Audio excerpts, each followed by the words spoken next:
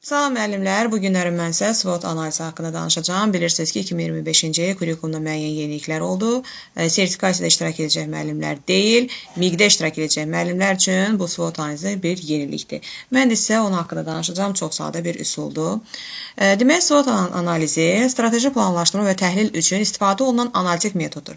Təşkilatın, müəssisənin, layihənin, hadisənin və hətta hər bir fərdin mövcud vəziyyətini sistemli şəkildə təhlil etmək və qiymətləndirməkdir. Ümumiyyətcə, bu üsul refleksiya üsuldur. Bütün iş formalarını tətbiq edilə bilər, fərdi, cütlərlə, qruplarla və bütün siniflə işdə. Yuxarı təfəkkür səviyyəsinin inkişaf etdirilməsində ən uyğun üsullardandır. Bəs şagirdlərdə formalaşdıracaq bacarıqlar hansılardır? Təhlil etmə, refleksiya, qiymətləndirmə, özünü qiymətləndirmə, metakognitiv bacarıqlar, müstəqil qərar qəbul etmə, tənqid təfəkkür, məntiqi təfəkkür. Məntiqi təfəkkürün bilirsiniz ki, onun düşünməsi var, düz düşünməsi. Onlarda induksiya və analitik düşünməni daha çox inkişaf elətdirir. 4 hissəsi var. İngilis sözlü SWOT, onun tərcüməsində S-ə düşübdür güclü tərəflər, W-ya və yaxud da V-yə düşübdür zəif tərəflər, O-ya imkanlar, T-yə isə təhdidlər və yaxud da təhlükələr də deyilir buna. İndi gəlin baxaq, bəs bunu necə tətbiq eləyək müəllimlər? Aşağıda qeyd olunan şəkildə iş vərəqi hazırlayırsınız.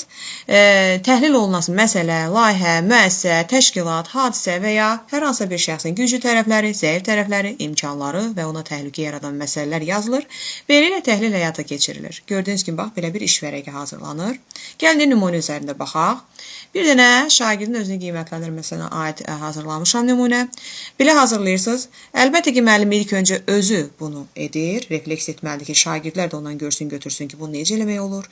Əvvəlcə məsləhət görülür ki, bunu elə bütün siniflə keçirdəsiz lövhədə çəkərək özünüz. Ondan sonra şagirdlərin fərdi işində, cütlərlə və ya da qruplarla işində də bundan istifadə edə bilərsiniz. Yoldaş qiymətləndirməsi hətta bundan istifadə edə bilərsiniz. Yoldaşını belə təhlil edə bilər. Demək, S-də güclü tərəfində şagird nə yazıbdır? Mövzuları tez qavrayıram, ev tapşırığını vaxtında edirəm, yazılı işlərdə yüksək bal toplayıram. Bu, bunun güclü tərəfləri. İndi gəldik bunun zəif tərəflərinə. Şagird fikirləşir ki, çıxış edərkən həyəcanlanıram. Bəzən diqqətim tez yayınır, qrup işində passiv oluram. İndi baxaq bunun imkanlarını özü necə inkişaf elətdirə bilər? Bunun əlindəki imkanlar nədir?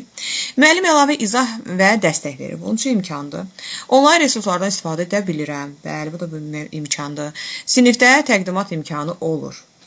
Bu, bunun özünü inkişaf elətdirmək üçün və ala biləcəyi imkanlardır. Təhdidlər baxaq və yaxud da buna təhlükələr də deyirlər.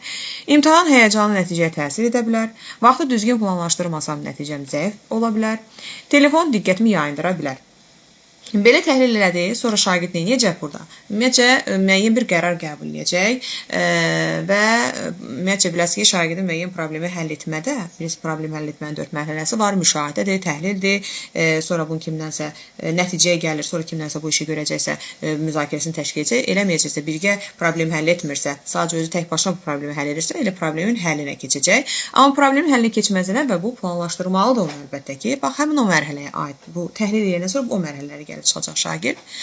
İndi bu nümunəyə əsasən şagird öz gücü və zəif tərəflərini təhlil edir, xarici imkan və riskləri dəyərləndirir, yəni qiymətləndirir, gələcək üçün imkan inkişaf planı qurmağa başlayır. İndi misal üçün şagird belə bir qərar qəbul edə bilər ki, çıxış bacarığımı inkişaf etdirmək üçün hər həftə bir dəfə təqdimat etməyə çalışacağam. Pedaqoji baxımdan bu fəaliyyət şagirddə nəyə formalaşdıracaq? Gəlin baxaq. Hazırda özünü qiymətləndirmə cədvəlində şagird işləsə, özünü qiymətləndirmə bacarığını inkişaf etdirir, metakognitiv bacarığını inkişaf etdirir, tənqidi təfəkkürünü inkişaf etdirir, məntiqi təfəkkürünü inkişaf etdirir. Məntiqi təfəkkürə daxildir bir qeyd etdiyim kimi ki, analitik və induktiv məntiq.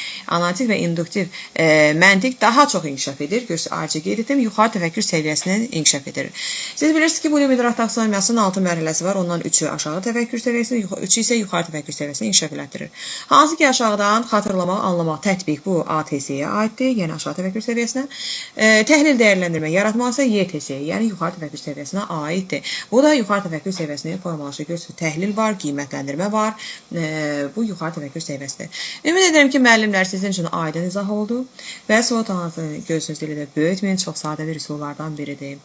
Buyurun, təşəkkür edirəm.